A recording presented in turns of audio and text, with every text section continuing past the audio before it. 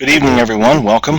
Whether you're here live or here on the recording, this evening we're in our seventh week, leading up to our final project. And so, like usual, it's important, I think, to respond to any questions that you have, whether they are of substance or those questions are of process. So let me pause here to see whether you have any questions. The microphone's available, as well as the chat window for those of you who are with me now.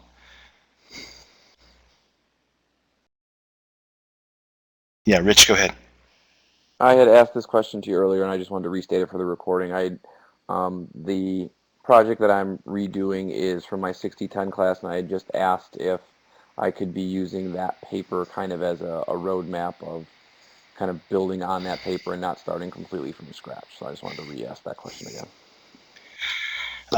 Yes, that's thanks. That's really important for all of you. If you've taken 6010, there's a rather large project there that is part of that. Course, and yes, you can take that paper from 6010 and make a revision, which is going to be a major revision. There are parts that are not going to change much, such as who the students are, the demographics of those students. They're going to be the same. The classroom, the third component, is pretty much going to be the same. Your learning objectives may or may not be the same, but certainly in Section 4, where you are now starting to use some visuals and the visual strategies that are supporting the general learning strategies that are used there, whether it's Robert Gagne, whether it's Madeline Hunter, whether it's another learning theorist that you would use. So you would certainly greatly expand that section. And you're going to have, you can put in that section to the changes that you have made that describe that process. Your evaluation, if it is project-based, is likely going to be different in the sense that you're going to be looking at the visual strategies, whether students are using certain visual strategies in their projects. You may have a component in there about citations of your sources in general, but so in those areas, you're really going to focus in somewhat differently. Your technologies may or may not be different than you had previously. So certainly the skeleton of the DID model is going to be the same. Some of those sections are going to be relatively unchanged, and others are going to be greatly unchanged or greatly changed. So the key here, again, to remind you about graduate school, what we try to do here is we try to take our ideas and make them bloom here. So we have an idea that we worked on before, we can take it to another course and expand it, take it to another course and expand it.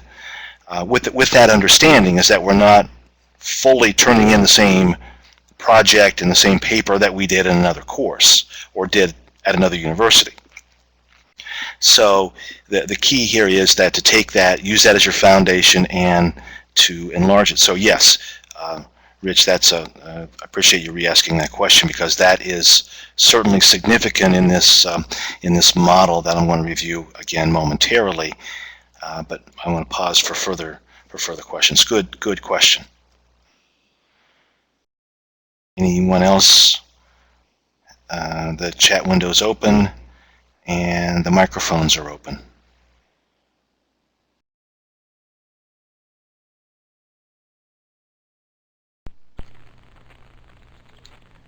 The citations on this last assignment were making me crazy. When you cite your video, I had 2 videos from a source I was using. I'm pretty sure I didn't do it right, and I looked all over Purdue OWL and in my APA book, and I couldn't find how to do multiple things from one. Well, usually what happens, it's a good question. Usually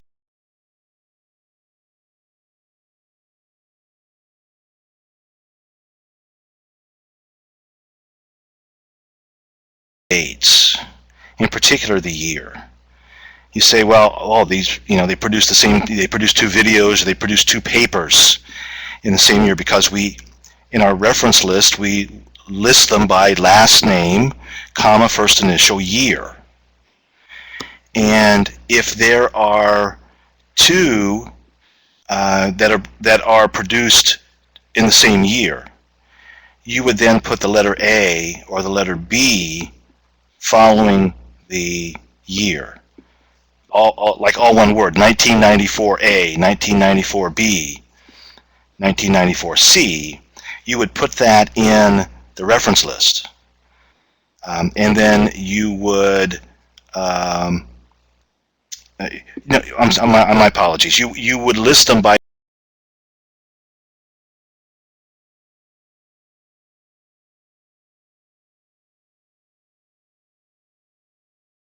Let me make a note about that. I'm not sure whether the A and B go in the reference list. I'm going to have to check that. But certainly in the paper itself, you would have the author's name and in parentheses 1994A or 1994B. But let me check how they're listed in the citations, and I will put out a note in regards to that. So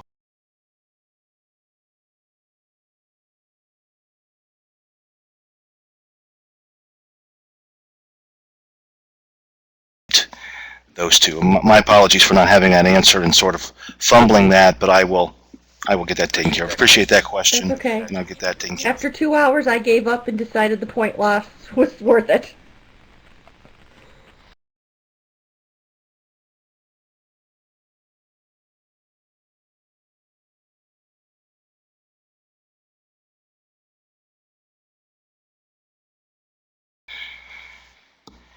For this final project, the first part of what I want to look at with you here is in regards to the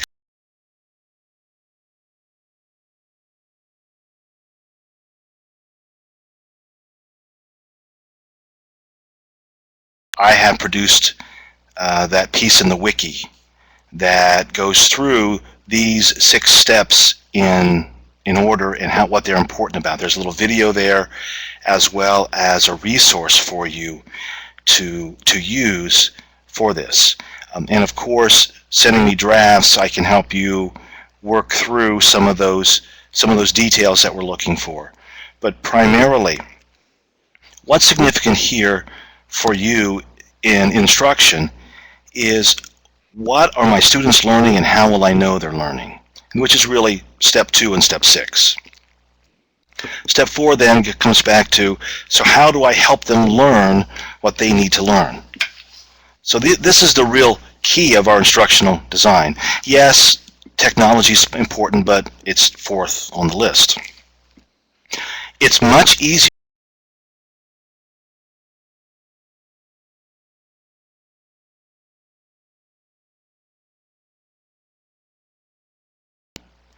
whether it's a rubric, whether it is an objective test, whether it's a rubric for a project, whatever it happens to be. How are you assessing your students? If you write that first, and then you write your objectives from that, you'll find that it's much easier than starting at number 1, writing the objectives, establishing the learning environment, actually writing it according to the 6 pieces of the model. You'll find out it's much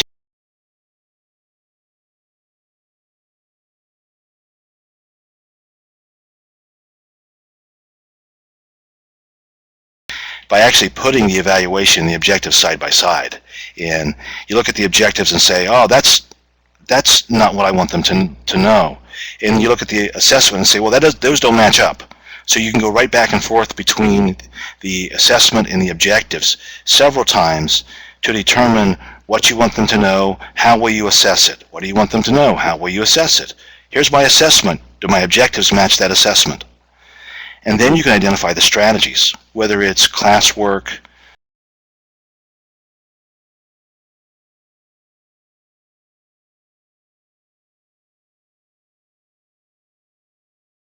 this is the foundation of the first part of your program, is to go out of here with pretty strong background in how we design instruction. And then consider, when you have this model, as you move forward in your courses, the courses are put together by instructional designers. Yes, it's the faculty content, but instructional designers have organized the courses. They put the courses together. And so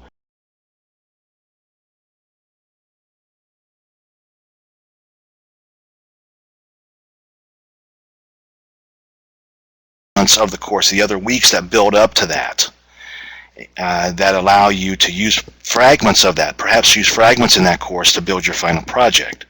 Or it could be something different from that. But the idea here is take the instructional design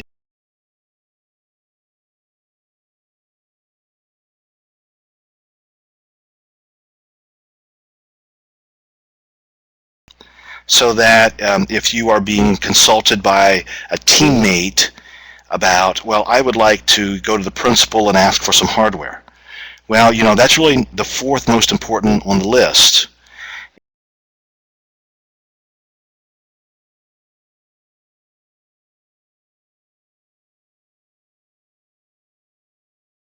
Almost in conversation, have them put some items together that really look at learning as opposed to buying stuff. It's a whole different focus, and will certainly give you some credibility in the long run. This is a mind-bending process, because in education school we're not taught this way as undergrads. We're taught mainly about those activities, you know, what kids are doing, the methodologies. Sometimes, you know, to make our day, you know, plan our day out, as opposed to what do we want them to learn. So use this, and I continue to be a cheerleader for you to learn this, learn these models, use this model, practically apply it to your own instruction, and help your peers in the same way. And so if you're ever struggling with something in this program or something in your own work environment, go back and instructional design it. What do we want to do? How will we know when we're successful? What strategies are we going to use? What technologies are we going to use to make that occur? You know, whether it is managing the buses outside,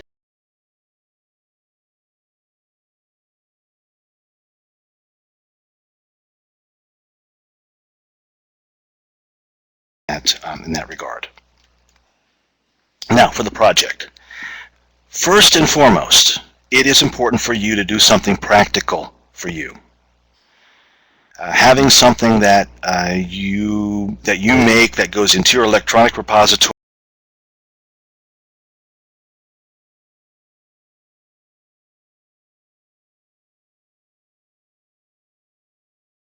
a project that you will use, preferably something that you will use early in the school year, because it becomes more immediate for you. You own it, you own its results, and you own its quality. So that's really what's important. Don't do anything that, you know, that's for me. Do something that's for your kids. That's the most important part. So remember, these parts here were from the week 1 presentation, as well as they are, you know, just copied directly out of the syllabus.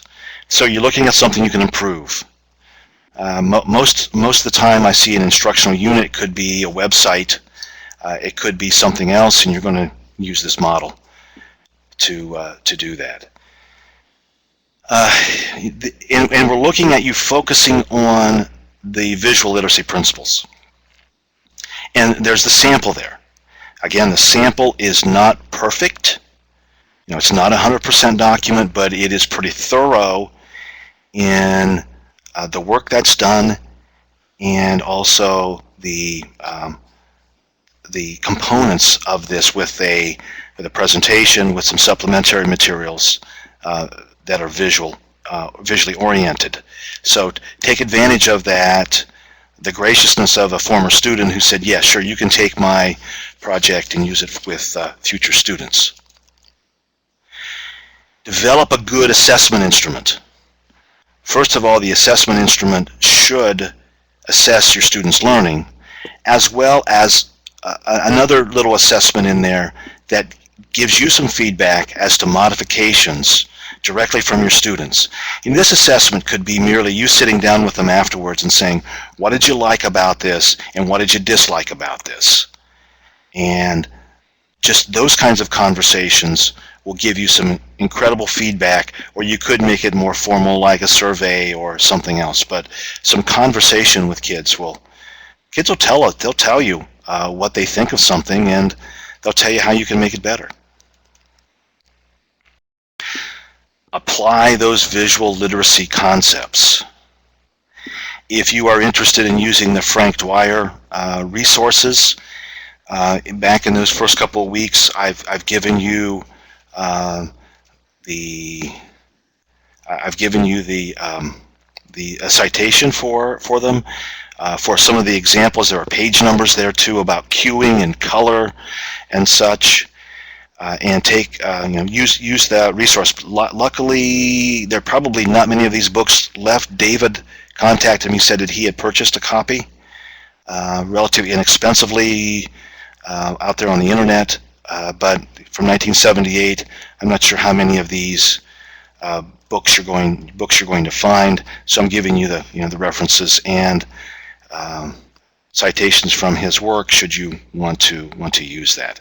So visual literacy concepts applied in the instructional strategies section 4 of the model.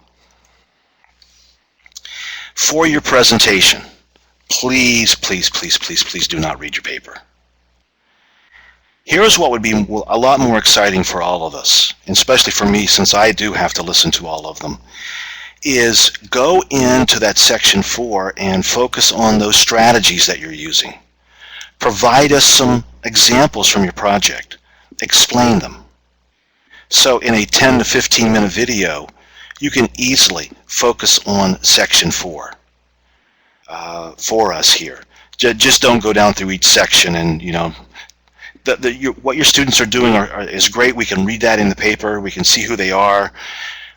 The students who you're working with, we can see your classroom environment, but really get into the instruction and get into those strategies that you're using with some samples and such. That is, I think, more valuable for us to get insights from you. I would get some huge insights from you by you explaining your thoughts about how your students could be impacted by visual instructions.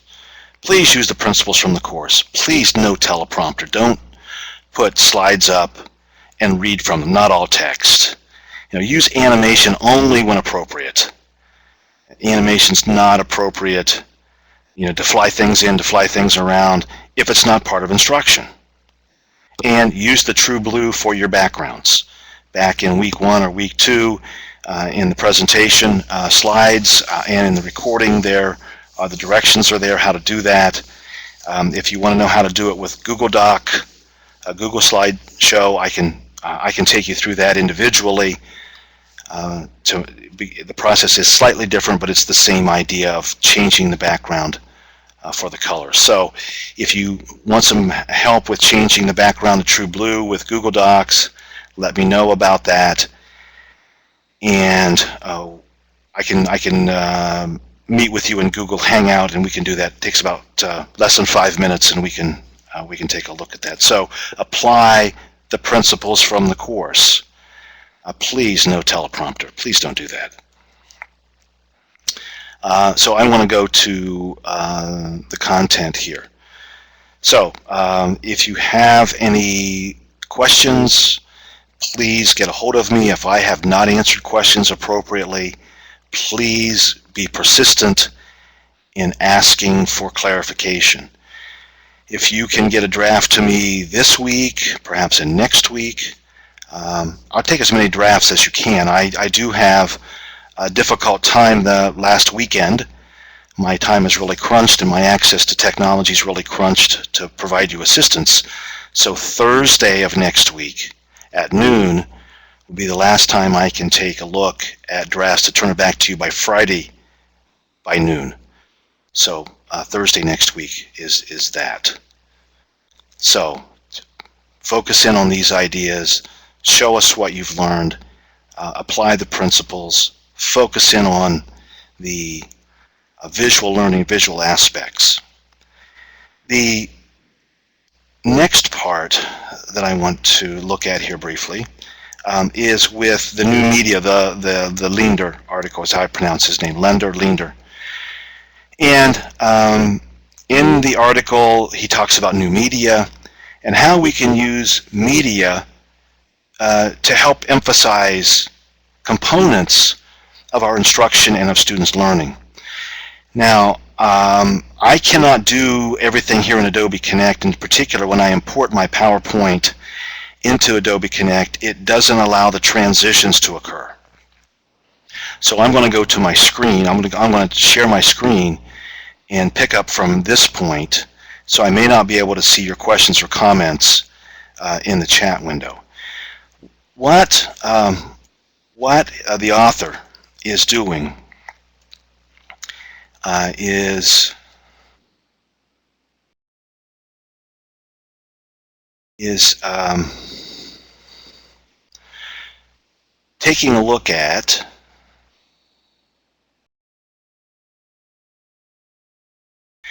taking a look at how new media we can help students be discriminating learners with it.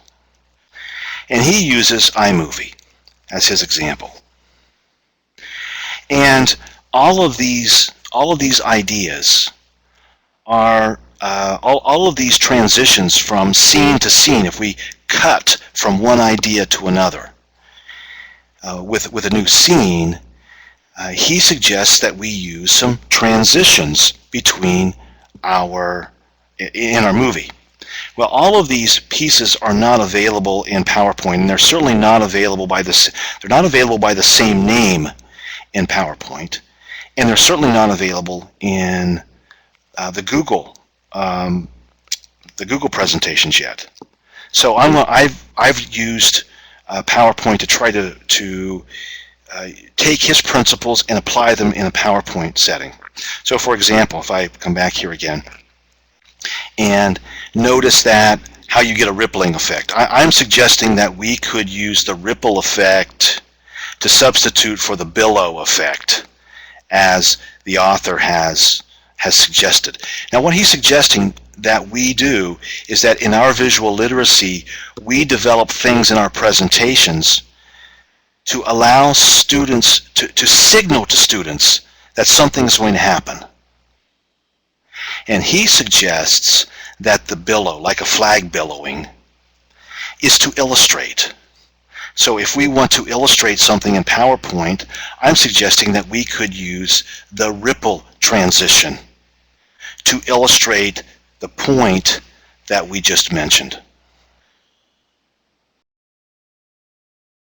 He suggests using the circle closing to emphasize a point. I'm suggesting that we use the zoom. Watch the slide now emerge from the middle, from being small, and then it sort of zooms out at us. So we could use the zoom to emphasize a point. Now, of course, we would have to be consistent in these uses. Certainly, you could make your own to help your students as you are making presentations to them, to use transitions for reasons, not because the transition feature is there, and not because it's funny, but because it can be used consistently to help your students learn. And you would be talking with them from the very beginning to say, you know, whenever I use this billow, that means it's going to be an example. And so during the first few weeks, the first month or so in class, you're going to say, okay, here comes an example, watch what happens. Here comes a point, watch how the screen changes. I'm going to be consistent with you throughout the year. Keynote certainly has transitions as well. This feature is called, the circle opening is what the author talks about to conclude or to summarize. PowerPoint calls this a shape. It's sort of a circle opening in the center. It's their transition name for it is shape. So it kind of comes out of the center of the screen in a circle, revealing the next slide. So again, we would introduce this to our students, use it consistently, And whenever you use this transition, it would mean to the students that a conclusion, or I'm going to summarize the content.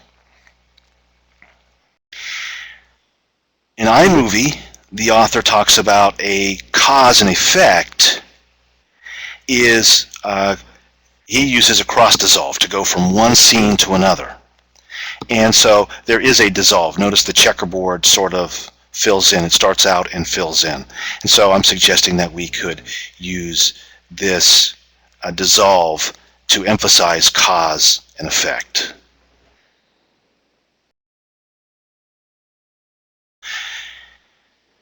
Notice he has also here another one to show cause and effect, or to show over time. PowerPoint has this clock transition. And if you in old movies, they tend to use this transition to go between to show time has passed. It is a clock transition to show something perhaps happening over time, or to show a cause and effect. It's raining. You probably hear it from my microphone. It's raining outside my window now, so the effect of that is we could have floods. In the new media concepts, he uses the term fade. So notice how this sort of just fades from one scene to another, would be to introduce an idea, to use the fade in. And so here you can see the slide fading in the transition. The passage of time. That clock could be used, but notice the doors. This is the doors transition from PowerPoint. Indicate a passage of time.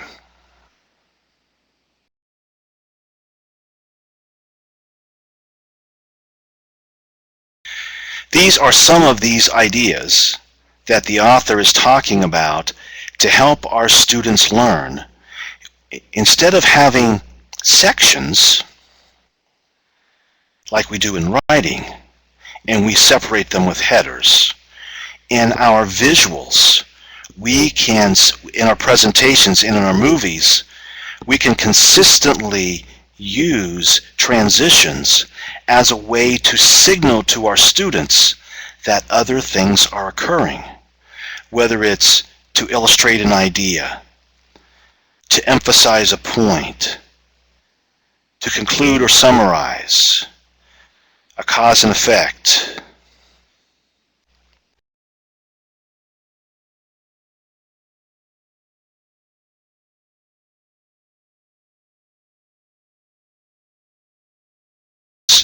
That the author thinks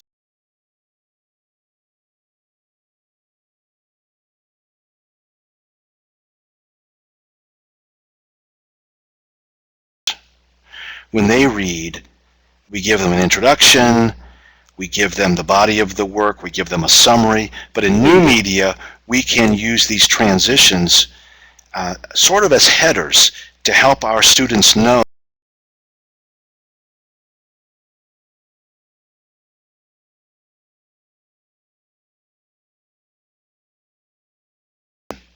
to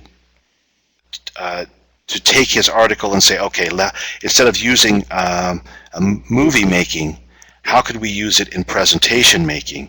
Certainly establish your own set of transitions in your slides if you're using a presentation software.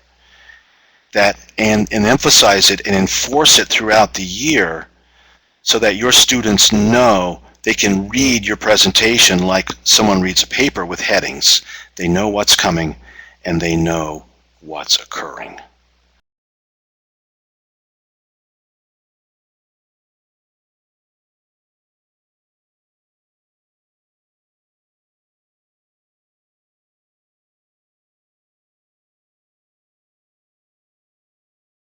That's the substance of the content for this evening. I do, again, want to encourage all of you, if you need help, seek it out. Also, next week on Wednesday evening, I don't have any content for the last week. I will be available between 7 and 8 o'clock. We shall make a recording of that for questions.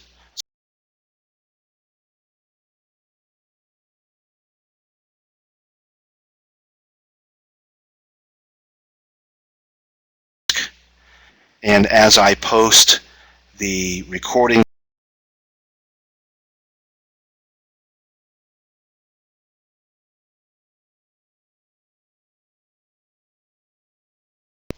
guide you in how to make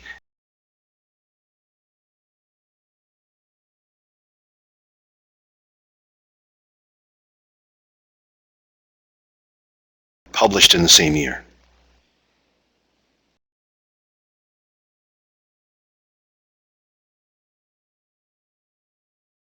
So thank you for being here. I'm going to